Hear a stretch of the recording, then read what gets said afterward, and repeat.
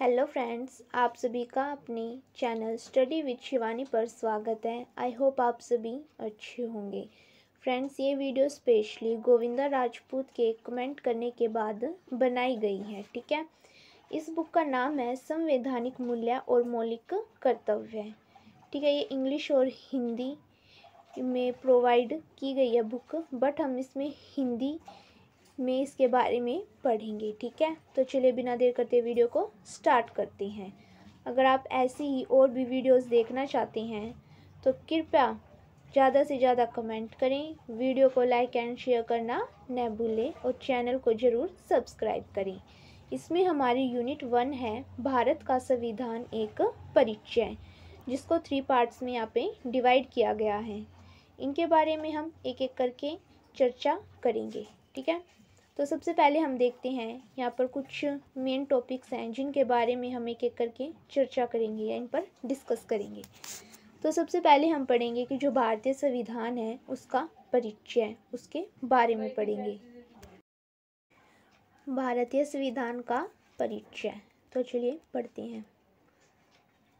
ये तो आप सभी को पता ही होगा कि जो भारत का संविधान है वो दुनिया का सबसे बड़ा संविधान है और साथ ही साथ ये लिखित है, इनकी लिखित रूप में पाया जाता है।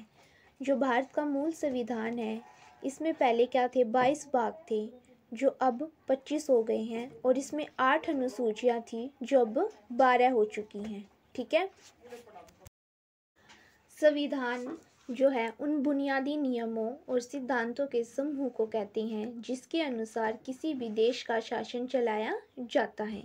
यानी कि संविधान जो है उसके द्वारा ही किसी भी देश का शासन चलाया जा सकता है, उसके अंदर जो नियम सिद्धांत दिए होते हैं उसके तहत। ठीक है, आगे है, हम ये देखेंगे कि जो भारतीय संविधान है उसको बनाने में कितना टाइम लगा।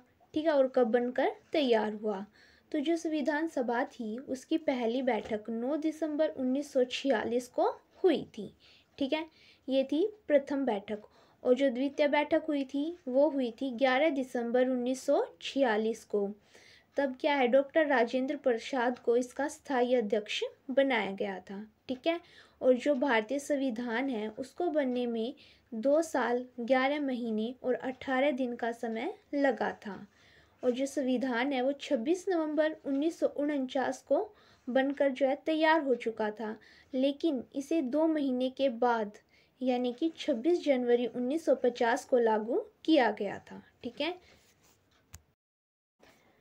अब हम पढ़ेंगे जो भारतीय संविधान है इसको उधार का थैला भी कहा जाता है। अब इसे उधार का थैला क्यों कहा जाता है, क्योंकि जो हमारे संविधान निर्माणकर्ता थे, जिन्होंने संविधान को बनाया था, उन्होंने क्या किया, दुनिया भर के जितने भी देश थे वहाँ पर वो गए और उन्होंने वहाँ के जितने भी संविधान थे, यानी कि हर देश के संविधानों को उन्होंने अच्छी तरह से जांचा परखा। ठीक है, उनका निरीक्षण किया, और उसके बाद जो भारत के संविधानकर्ता थे उनको जो चीज़ें अच्छी लगी उन्होंने वो अपने संविधान में उनको सम्मिलित कर लिया था। तो इसलिए जो है भारतीय संविधान को उधार का थैला भी कहा जाता है। यहाँ पे एग्जाम्पल के रूप में बताया गया है कि किस देश से कौन सी चीज़ें ली गई हैं। तो सबसे पहले है संसदीय प्रणाली ब्रिटेन से ली गई है। ठीक है, संघात्मक व्यवस्था कनाडा से ली गई है। फ्रांस से जो है स्वतंत्रता, समानता और बंधुत्व का सिद्धांत लिया गया है। ठीक है, और जो हमारे राज्य के नीति निर्देशक तत्व हैं वो आयरलैंड से लिए गए हैं, और साथ ही साथ अमेरिका से मौलिक अधिकार और न्यायपालिका की स्वतंत्रता ली गई है। ठीक है, आगे है भारतीय संविधान की कुछ प्रमुख विशेषताएं। सबसे पहले है लिखित तथा निर्मित संविधान। जो भारत का संविधान है एक तो वो लिखित रूप में पाया गया है। ठीक है, यहाँ पे बताया गया है कि कार्यपालिका, विधायिका, न्यायपालिका आदि की रचना की प्रक्रिया, कार्यप्रणाली, नागरिकों के साथ उनके संबंध, नागरिकों के अधिकार, कर्तव्य आदि के विषय में जो है स्पष्ट उल्लेख किया गया है, यानी कि जो है लिखित रूप में पाए जाते हैं। नेक्स्ट है विस्तृत तथा व्यापक। जो भारत का संविधान है वो बहुत ही ज़्यादा विस्तृत तथा व्यापक है, इनकी बहुत ही ज़्यादा लंबा और चौड़ा है। इसमें 395 अनुच्छेद हैं, 12 अनुसूचियाँ, 2 परिशिष्ट तथा इसे 22 खंडों में विभाजित किया गया है। यहाँ पे HV कामथ ने लिखा है, उन्होंने कहा है कि हमें इस बात का गर्व है कि हमारा संविधान विश्व का सबसे विशालकाय संविधान यानी कि बहुत ज़्यादा बड़ा है। फिर जेनिंग्स के अनुसार भारतीय संविधान विश्व का सर्वाधिक व्यापक संविधान है। ठीक है, यहाँ पे परिभाषा दी गई है, आप इनको याद करना अच्छे से। नेक्स्ट है, जो भारतीय संविधान है वो लचीला और कठोर है, इन दोनों का जो है इसमें मिश्रण पाया जाता है। ठीक है, ये अमेरिका के संविधान की तरह जो है ज़्यादा कठोर भी नहीं है और इंग्लैंड के संविधान की तरह लचीला भी नहीं है, यानी कि जो संविधान की धाराएं होती हैं उनमें परिवर्तन करने की सरल प्रक्रिया जो है उसको लचीला बना देती है। यहाँ पर यही बताया गया है कि जो भारतीय संविधान है उसमें लचीला और कठोर दोनों ही जो है पाए जाते हैं। आगे है संपूर्ण प्रभुत्व संपन्न राज्य की स्थापना। संविधान द्वारा भारत में संपूर्ण प्रभुत्व संपन्न राज्य की स्थापना की गई है। ठीक है, इसमें बताया गया है कि जो भारत है वो आंतरिक और बाह्य दोनों ही क्षेत्रों में सर्वोच्च है, उस पर जो है किसी भी प्रकार से कोई भी विदेशी दबाव नहीं है, अर्थात जो भारत है वो एक संपूर्ण प्रभुत्व संपन्न राज्य है। ठीक है, नेक्स्ट है गणतंत्रात्मक शासन प्रणाली की स्थापना। इसमें बताया गया है कि गणराज्य का तात्पर्य यानी कि गणतंत्रात्मक शासन प्रणाली के अंतर्गत शासन का प्रधान आनुवांशिक न होकर जनता द्वारा निर्वाचित होता है, यानी कि इसमें जो है आनुवांशिक रूप से जो है शासक नहीं होता। ठीक है, इनकी पीढ़ी दर पीढ़ी नहीं पाया जाता, बल्कि इसमें जनता के द्वारा अपने शासक को चुना जाता है। जैसे कि हमारे शासन का सर्वोच्च पदाधिकारी राष्ट्रपति होता है और इसका निर्वाचन जनता के निर्वाचित प्रतिनिधि ही करते हैं। ठीक है, भारत में जो सदियों से जो पुरानी परंपरा चली आ रही थी राजतंत्रात्मक, यानी कि राजा के बाद राजा का जो उत्तराधिकारी होगा वो शासन को चलाएगा, तो इस प्रणाली को समाप्त करके गणतंत्रात्मक शासन प्रणाली की स्थापना की गई है।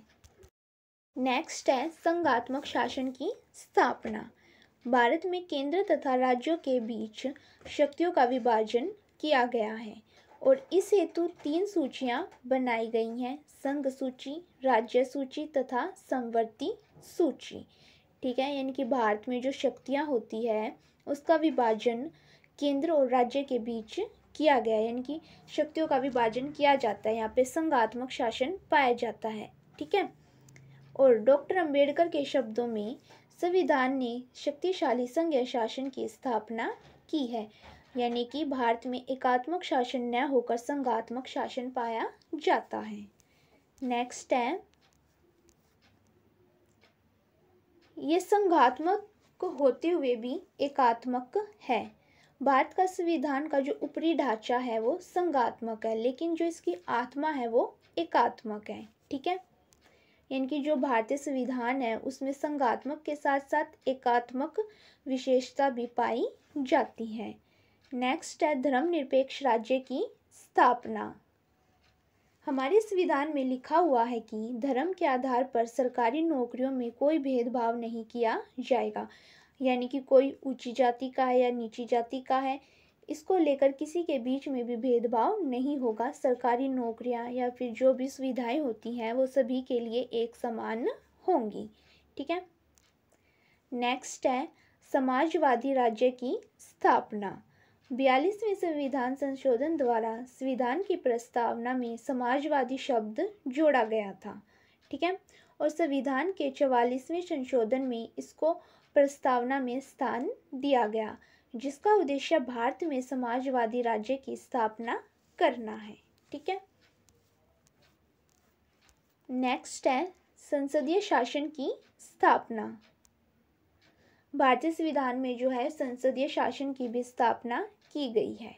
भारत में जो राष्ट्रपति होता है वो कार्यपालिका का औपचारिक प्रधान होता है, उसके पास जो है केवल नाम मात्र की शक्तियां ही होती हैं राष्ट्रपति के पास। लेकिन जो वास्तविक यानी कि जो असली शक्तियां होती है वो प्रधानमंत्री के पास तथा उसके मंत्रिमंडल के पास होती हैं। नेक्स्ट है मौलिक अधिकारों की व्यवस्था। भारतीय संविधान में नागरिकों को 7 मौलिक अधिकार प्रदान किए गए हैं, लेकिन सन 1978 के 44वें संशोधन के द्वारा जो संपत्ति का अधिकार था उसको मौलिक अधिकारों की श्रेणी से निकाल दिया गया। ठीक है, और मौलिक अधिकारों के बारे में तो आप सभी को पता ही होगा। ठीक है, उनके बारे में लिख देना। नेक्स्ट है हमारा कानून का शासन। कानून के शासन का अर्थ यहाँ पे बताया गया है कि किसी भी देश में कानून ही जो है सर्वोच्च होता है, सबसे ऊपर पाया जाता है, कानून के ऊपर कोई भी नहीं है। ठीक है, सरकार की समस्त शक्तियाँ कानून द्वारा सीमित हैं और जनता पर कानून का शासन है, न कि किसी स्वेच्छापूर्ण इच्छा का। यानी कि कानून के अंतर्गत सभी लोग एक समान हैं, कानून के सामने कोई भी बड़ा या छोटा नहीं है। कानून जो है सभी के लिए एक समान बनाए गए हैं।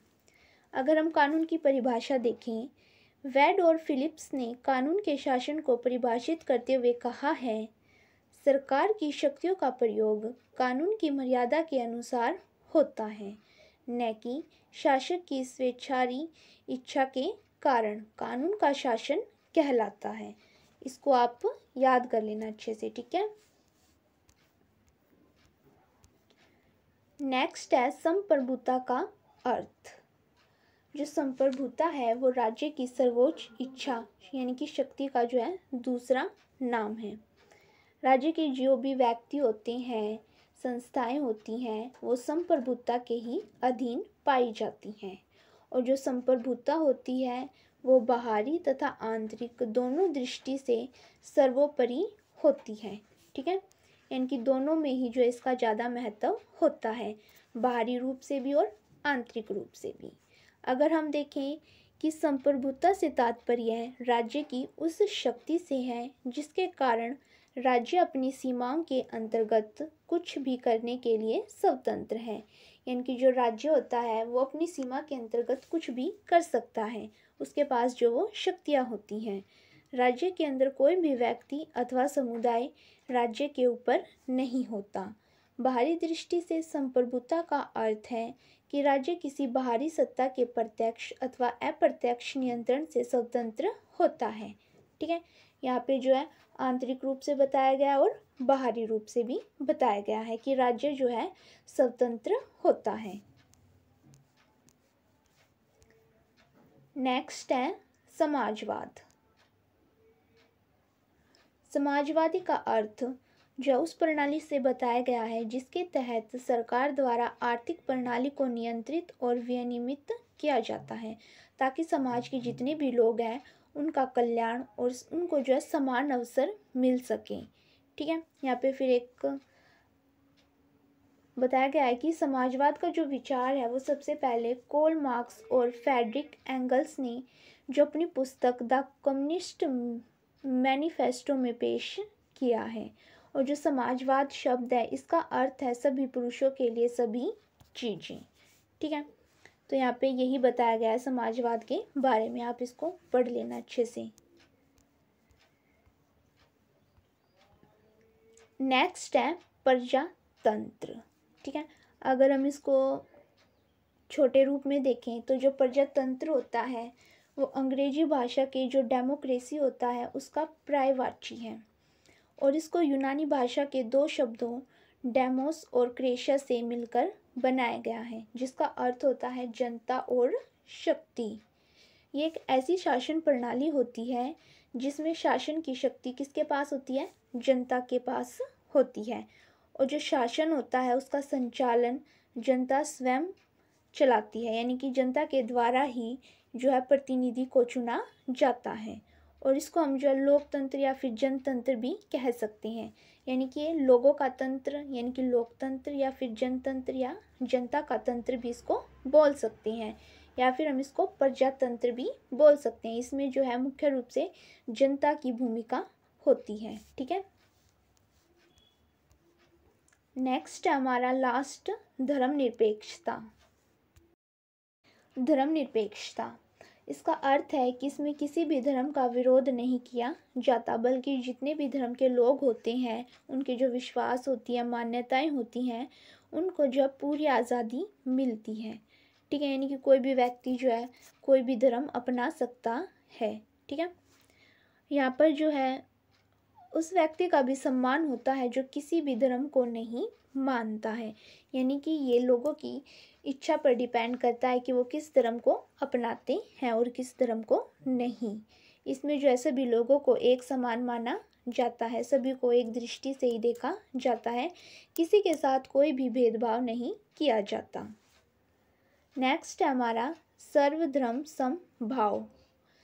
सर्वधर्म समभाव हिंदू धर्म की जो एक अवधारणा है, जिसके अनुसार सभी धर्मों द्वारा अनुसरण किए जाने वाले मार्ग भले ही अलग हो सकते हैं, किंतु उनका गंतव्य एक ही है। ठीक है, इस अवधारणा को जो है रामकृष्ण परमहंस और स्वामी विवेकानंद के अतिरिक्त महात्मा गांधी ने भी अपनाया था, सर्वधर्म समभाव की अवधारणा को। ठीक है, हालांकि ऐसा माना जाता है कि इस विचार का उद्भव वेदों में है और इसका आविष्कार जो है महात्मा गांधी जी के द्वारा किया गया था। तो ये था आज का हमारा लास्ट टॉपिक। सो फ्रेंड्स, आज की वीडियो में इतना ही। नेक्स्ट वीडियो में हम नेक्स्ट यूनिट के साथ मिलेंगे। अगर आपने अभी तक हमारे यूट्यूब चैनल को सब्सक्राइब नहीं किया तो जल्दी से सब्सक्राइब करें, वीडियो को लाइक एंड शेयर करना न भूलें। धन्यवाद।